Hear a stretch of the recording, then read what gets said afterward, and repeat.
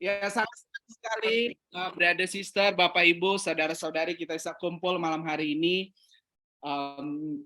Saya mau kasih kita semangat bahwa ini sudah dipersiapkan dari beberapa bulan lalu ya, bahwa kita mau dapat makanan rohani, ya kan? Sama mie instan aja kita harus jaga-jaga ya kan? Tubuh kita aja kita mau jaga, kita mau kasih makanan yang sehat.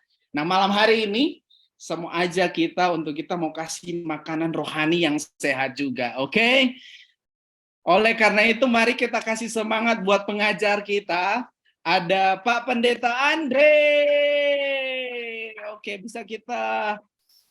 bisa dipin dulu ini Mas Anggoro, Pak Pendeta kita mau kasih semangat Pak Pendeta Andre.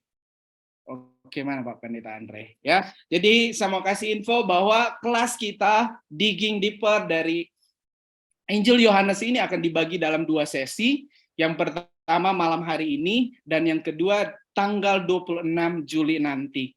Jadi, Pak Andre lagi restart laptopnya. Oke, nggak apa-apa ya. Jadi, saya mau ingatin bahwa kita akan ada 2 kali pertemuan. Jadi mari kita siapkan hati kita. Saya sudah kasih tahu tadi bahwa mereka sudah persiapkan kelas ini, bahan pengajaran katanya ada berapa slide tadi? Ada 200. Oh, enggak ya. Nanti kita mau belajar sama-sama. Jadi mari Bapak Ibu, jemaat, Pak Pendeta Andre sudah siapkan bahannya. Mari sebagai respon kita mau siapkan hati kita mau punya hati yang mau belajar. Saya juga mau encourage ya, kalau sinyalnya bagus, meskipun lagi di jalan, mari kita on cam-nya. Ya, kameranya kita kasih on, kita bisa chat, dan mari kita juga siapkan catatannya. Seperti saya bilang tadi, bahwa makanan untuk tubuh aja kita mau perhatikan, apalagi makanan untuk rohani kita. Ada amin semuanya? Oke, tanpa berlama-lama, saya mau kasih tahu juga bahwa di akhir sesi pengajar malam hari ini, kita akan ada Q&A. Ya, jadi yang mau bertanya, boleh siapkan pertanyaannya, nanti di akhir sesi kita bisa bertanya.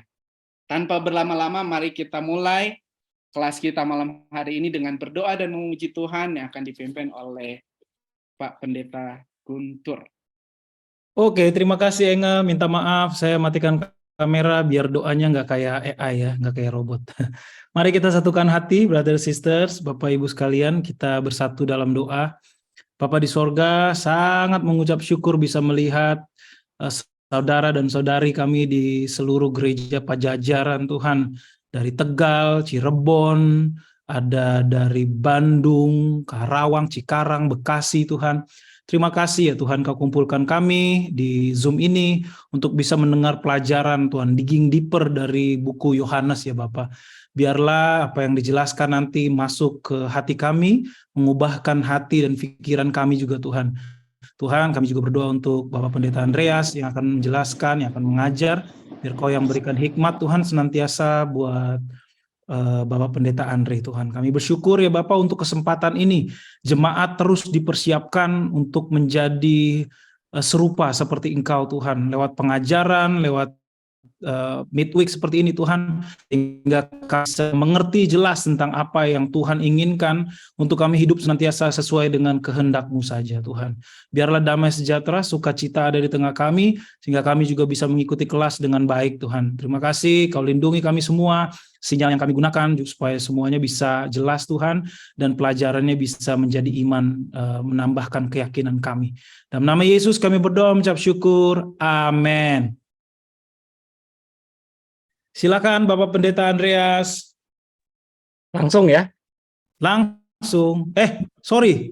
Lagu dulu oleh Bapak Pendeta Anggoro. Silakan.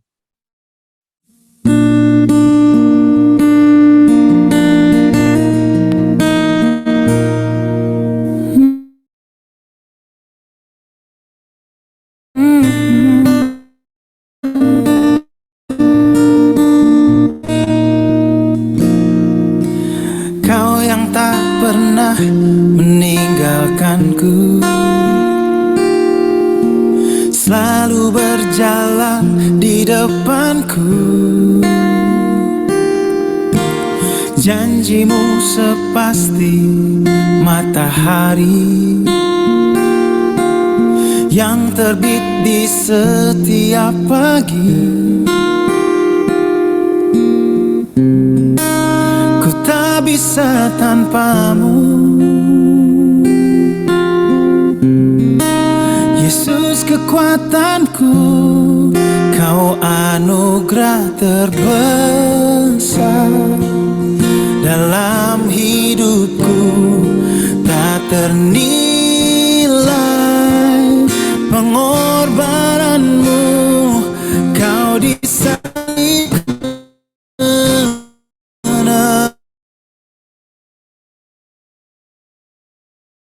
menebus dosaku. Oh, Kau anugerah terindah yang ku miliki, tak terhingga kasih-Mu Bapa. Kau beri hidup-Mu untuk gantikan hidupku. Oh, aku tak pernah dapat untuk menggantikannya, kasih yang Kau berikan di dalam hidupku. Dengan apa kan ku balas semua pengorbananmu? Kau anugerah terbesar dalam hidupku, tak ternilai pengorbanan.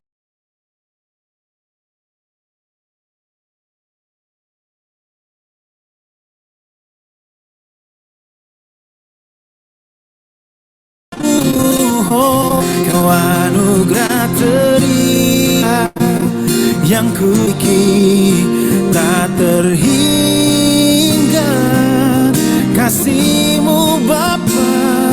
Kau beri hidup-Mu untuk gantikan hidupku.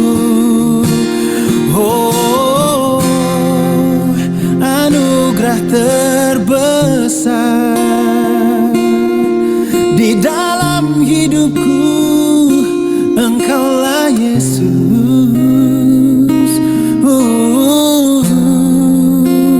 Kalau ku hidup bagimu, hatiku tetap menyembah-Mu. Dunia tak bisa menjauhkanku dari kasih-Mu. Oh, kalau ku hidup bagimu, mataku tetap memandang-Mu.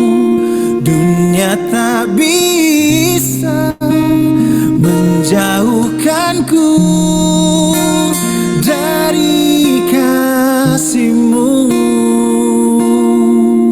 Oh, dunia tak bisa menjauhkanku dari kasih-Mu.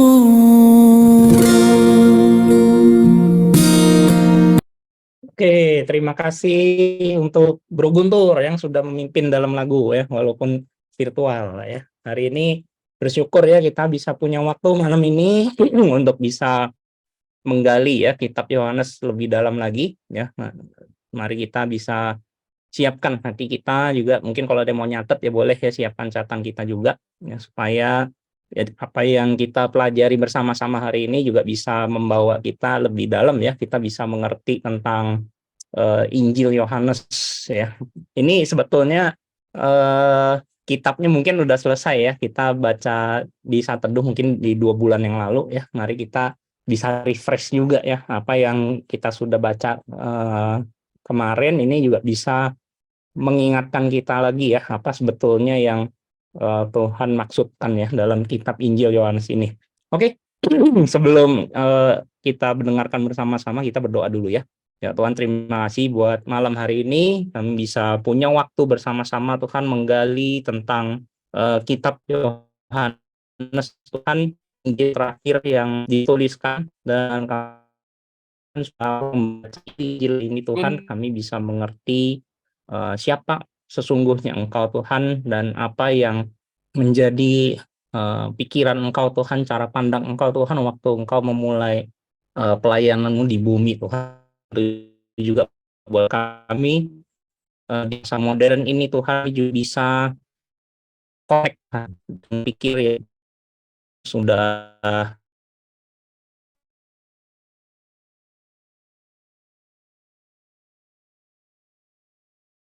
kami bertuhan bahkan tidak di seluruh kitab Yohanes ini juga Tuhan. Kami mau serahkan waktu ini Tuhan supaya kami bisa terus fokus dan juga mungkin bisa menyerap Tuhan sebanyak mungkin apa yang kita dengarkan hari ini Tuhan. Dalam nama Tuhan Yesus kami berdoa, amin. Ya, saya screen dulu ya. Oke. Oke, sudah kelihatan? Udah kelihatan kah? Belum. Nah, sudah ya? Udah sekarang. Udah sekarang. Oke, jadi nggak apa-apa ya mikrofonnya boleh dibuka nanti kalau misalnya saya terlalu cepat atau suaranya putus-putus ya, nanti boleh kasih tahu saya ya. Oke ya, jadi hari ini kita akan melihat ya tentang satu Injil yang menurut saya paling berbeda ya daripada Injil yang ada di Alkitab kita. Ya, kalau kita bandingkan nanti kita lihat bareng-bareng ya secara umum Injil ini sebetulnya berisi tentang biografi Yesus ya. Jadi keempat Injil ini semuanya berfokus kepada Yesus. Ya, tergantung dari sudut pandang si penulisnya ya. Jadi makanya kenapa Yohanes bisa berbeda dari yang lain, karena ada message, ada sesuatu sudut pandang yang dia lihat tentang pribadi Yesus, dan Rasul itu merasa perlu orang-orang bisa mengetahui tentang sudut pandangnya itu ya. Nah, jadi kalau kita melihat yang namanya biografi itu semuanya tergantung dari bagaimana seseorang itu mengenal dan punya persepsi ya tentang orang yang dia mau ceritakan.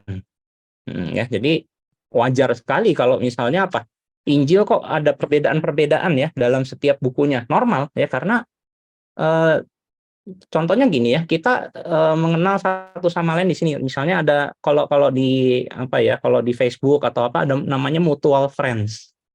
Ya, kadang-kadang kita tanya kepada orang yang satu, kemudian kepada orang yang lain tentang seseorang yang menjadi mutual friends-nya mereka, mereka bisa mendeskripsikan hal yang berbeda ya pada orangnya sama. Nah, jadi itu yang kita mau mau lihat ya, mengapa Injil ini berbeda daripada yang lain ya. Ini ada satu tema yang menurut saya dari pasal 1 sampai ke 21 nanti di kitab Yohanes itu selalu akan menjadi benang merah ya, yaitu di ayat 29 ya, Yohanes 20 ayat 29, akan engkau telah melihat aku maka engkau percaya. Berbahagialah mereka yang tidak melihat namun percaya. Ya, jadi ini adalah sebuah buku yang memang ditulis oleh Rasul Yohanes khusus untuk membuat para pembacanya atau audiensnya itu percaya kepada Yesus. Ya, berarti bisa disimpulkan bahwa Eh, ini sebetulnya tujuan utamanya adalah untuk memberikan baik orang yang belum percaya Yesus maupun orang yang sudah percaya Yesus gambaran tentang siapa sesungguhnya diri Yesus itu ya. Nah, ini kenapa ya ada coret-coretan ya? Bentar, saya stop dulu ya.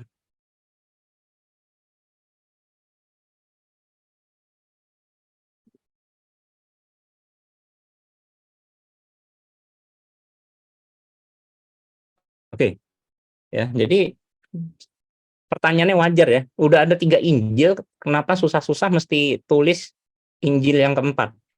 Ya, kenapa 3 Injil yang sebelumnya apa ya, kita bisa bilang cukuplah 3 aja, kenapa harus sampai ada 4? Ya, jadi seperti yang tadi dikatakan ya, bahwa setiap Injil itu punya tema, sudut pandang, dan target audiensnya yang berbeda ya. Jadi itu makanya tergantung dari si rasul penulis setiap Injil ya.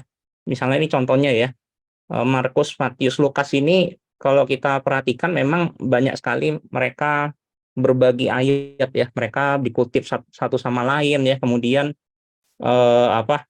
banyak peristiwa yang sama dicatat di ketiga kitab ini ya. Makanya ketiga kitab ini disebut sebagai Injil sinoptik ya. Sinoptik itu, optik itu melihat ya, sin itu bersama. Jadi melihat secara bersama. Jadi ketiga penulis ini berbagi sudut pandang tentang Yesus ya. Jadi kalau kita nanti ini saya nggak akan jelaskan ya perbedaannya apa, kesamaannya apa ya, tapi kita bisa lihat bahwa ketiga Injil ini berbagi ayat-ayat ya yang sama ya, peristiwa yang sama ditulis bersamaan. Nah, jadi Markus ditulis di tahun 45 sampai 60 perkiraan ya. Ini ditujukan kepada orang-orang Romawi yang menjadi percaya kepada Yesus ya. Jadi temanya adalah Yesus datang sebagai hamba. Karena apa? Mereka orang Roma, mereka background-nya mereka tidak pernah menjadi hamba ya. Mereka merasa orang merdeka, justru mereka banyak memperbudak orang. Makanya Markus menggambarkan Yesus sebagai Tuhan dan Raja, tapi banyak mengambil peran seorang hamba. Ya, kemudian fokus kepada apa yang Yesus lakukan. Makanya kalau kita baca Markus itu kayak apa ya? Kayak rangkaian peristiwa ya, habis A, kemudian B, kemudian C, kemudian D. Jadi kayak cepat sekali. Ya, rentetan peristiwanya. Jadi itu Markus ya. Kemudian kalau Matius tahunnya mirip ya, tahun 50 sampai 60. Nah, ini tujuannya adalah kepada orang Yahudi ya, orang Yahudi yang menjadi percaya pada Yesus. Jadi dia menggambarkan Yesus sebagai raja.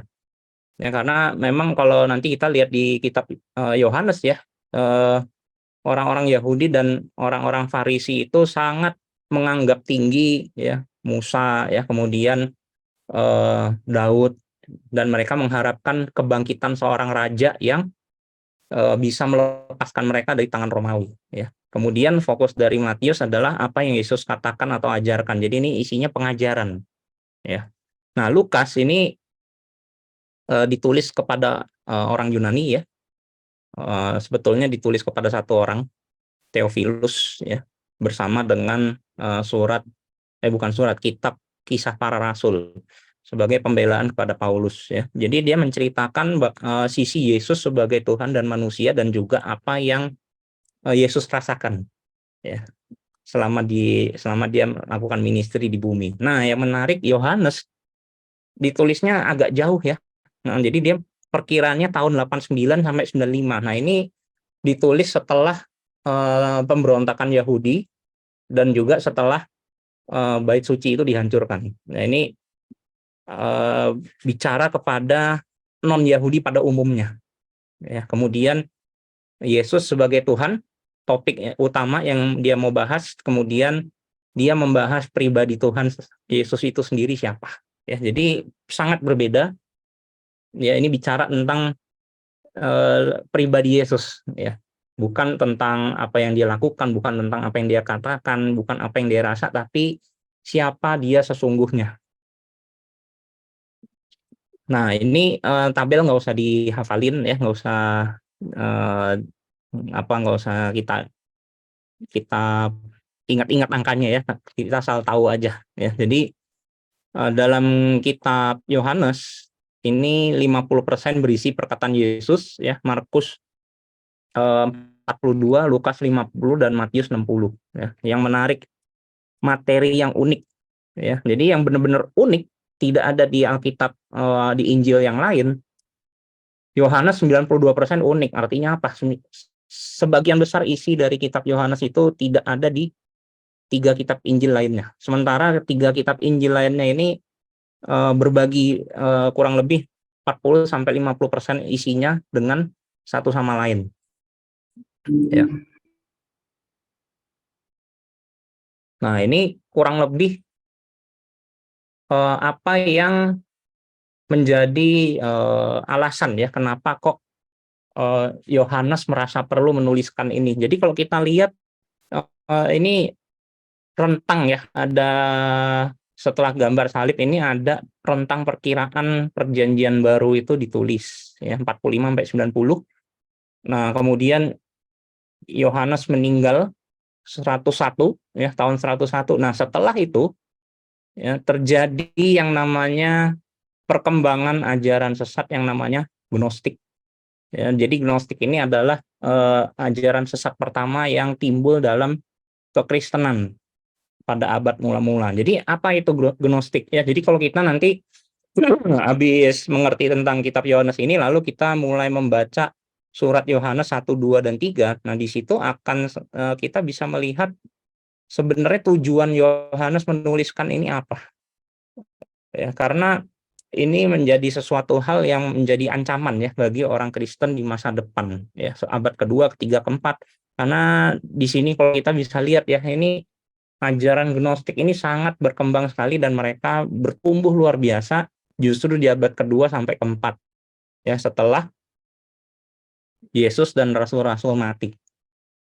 Jadi apa sih maksudnya Gnostik itu? Jadi kita perlu mengenali apa yang menjadi salah satu ya, saya nggak bilang ini alasan utama ya, tapi ini adalah salah satu alasan Yohanes merasa perlu menuliskan Injilnya dia sendiri. Ya, jadi mulai banyak sekali ya ajaran-ajaran atau pemikiran-pemikiran yang berusaha menjelaskan siapa Yesus, siapa Kristus ya. Kenapa bisa begitu? Karena di zaman Yesus hidup pada waktu itu ya, filsuf-filsuf Yunani itu dan model berpikir mereka itu sudah sangat berkembang ya. Jadi mereka sangat suka yang namanya pemikiran abstrak. Ya, jadi mereka berusaha menjelaskan dengan akal budi mereka ya, dengan logiknya itu bagaimana alam semesta bisa punya keteraturan ya, bagaimana terjadinya awan, bagaimana hujan dan sebagainya ya, kesehatan apa segala macam. Jadi mereka sangat suka dengan ide-ide yang baru. Ya, makanya kalau kita lihat waktu Paulus menginjil di Athena, mereka dikatakan bahwa orang Yunani itu tidak punya waktu selain untuk mendengarkan hal-hal yang baru. Ya, jadi sangat suka yang namanya pemikiran-pemikiran ya, filosofi-filosofi yang dikemukakan orang pada waktu itu. Ya, jadi inilah yang menyebabkan begitu banyaknya ajaran-ajaran yang mulai menyimpang itu bermunculan di saat itu. Ya. Nah, dulu namanya belum menjadi Gnostik ya, tapi masih berupa protognostik ya, awal dari ajaran Gnostik itu. Ya. Siapa yang cukup menjadi tokoh dominan di sana ya?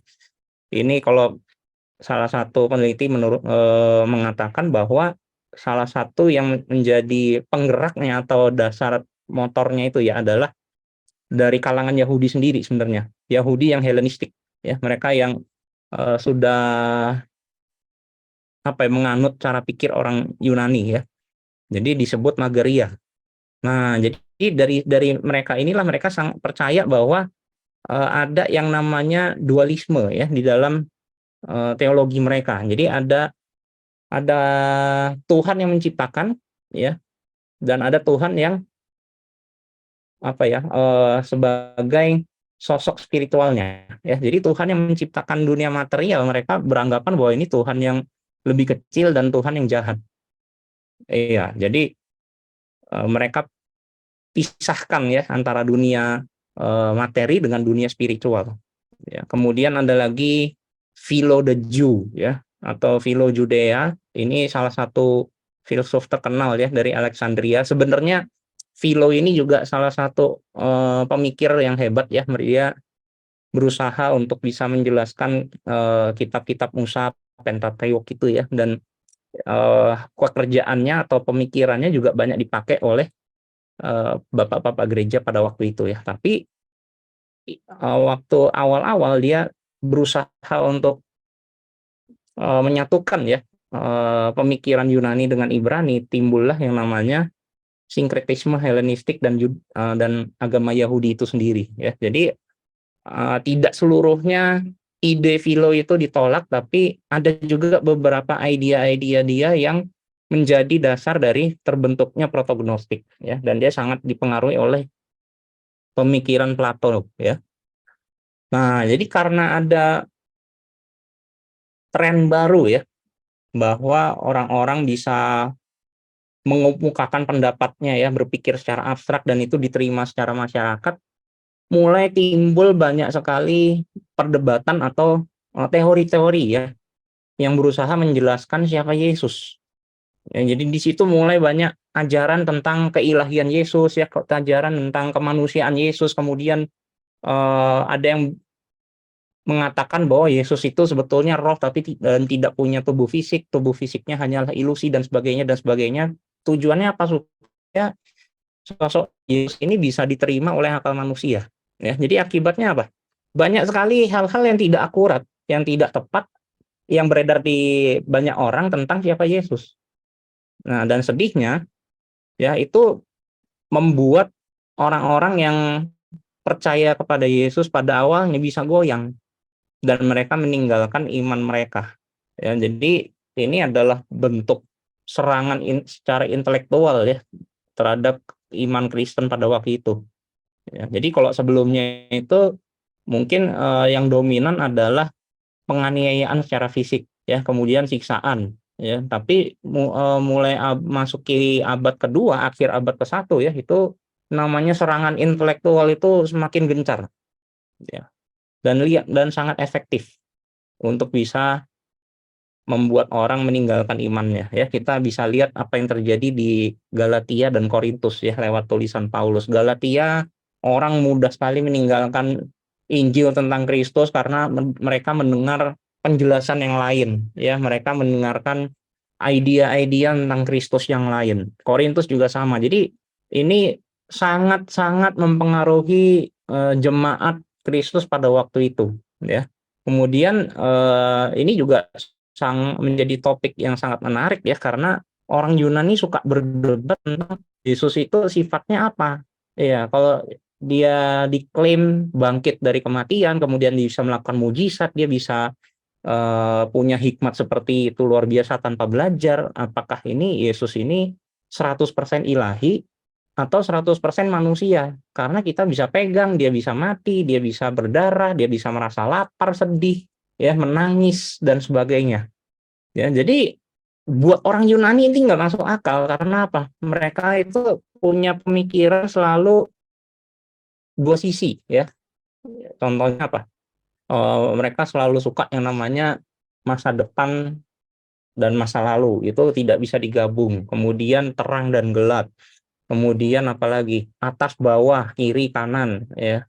Kemudian jasmani dan rohani, ya, itu sesuatu yang tidak mungkin bergabung, ya. Jadi mereka memiliki pandangan bahwa nggak mungkin Yesus itu 100% manusia dan nggak dan 100% ilahi juga, itu nggak mungkin, ya.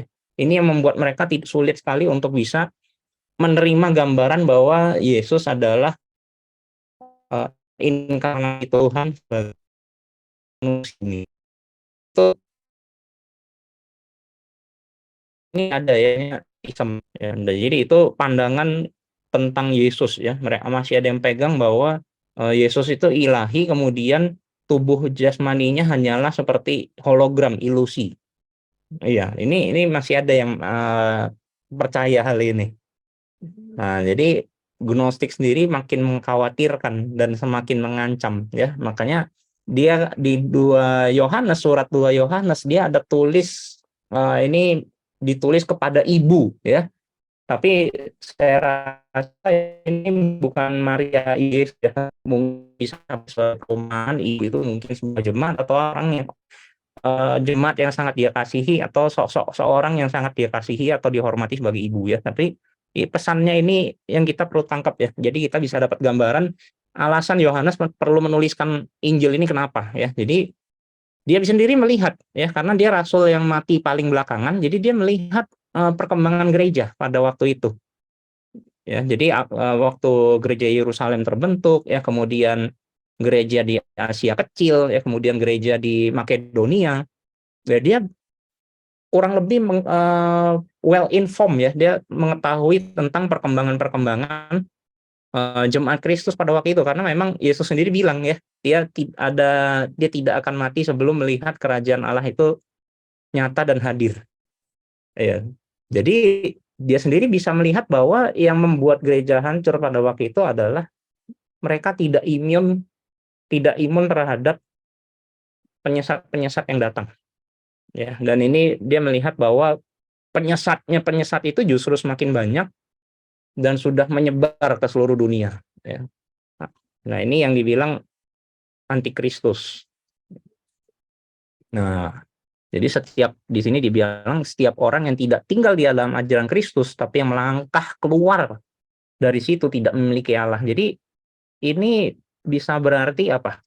Bisa berarti serangan atau pemikiran yang datang dari luar jemaat, tapi juga bisa berasal dari orang-orang yang tadinya memiliki iman sebagai murid Yesus, kemudian dia meninggalkan imannya, lalu dia menyebarkan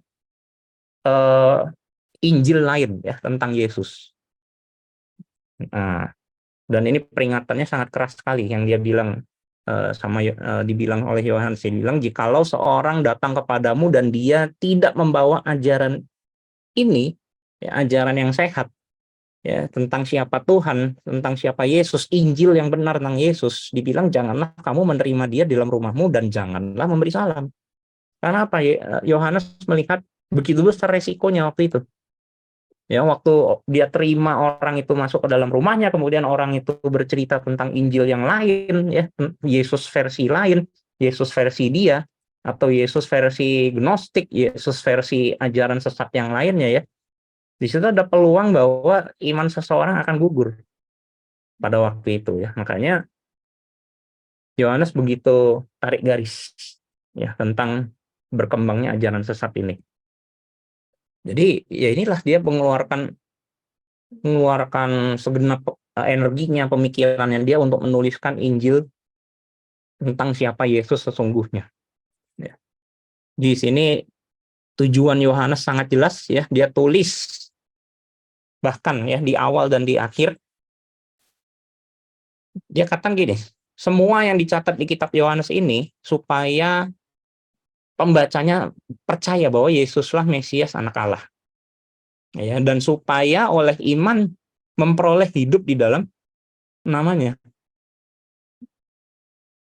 Ya, jadi ini adalah tujuan spesifik ya dari penulisan kitab Yohanes, bahwa Yohanes berharap pembaca dari Injilnya dia ya ini bisa betul-betul 100% percaya bahwa Yesuslah memang Mesias ya, Yesuslah Anak Allah, Yesuslah Tuhan yang tinggal di antara manusia, Yesuslah Tuhan yang turun ke bumi sebagai manusia.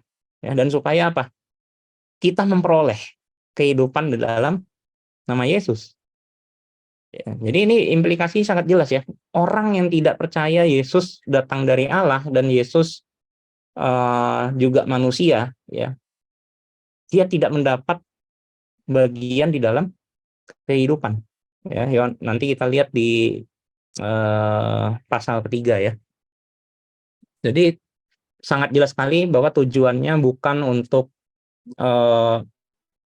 memperdalam ya pengajarannya Yesus, kemudian apa yang Yesus rasakan, bukan ya, tapi dia lebih bicara tentang esensinya dia, siapa Yesus sebenarnya.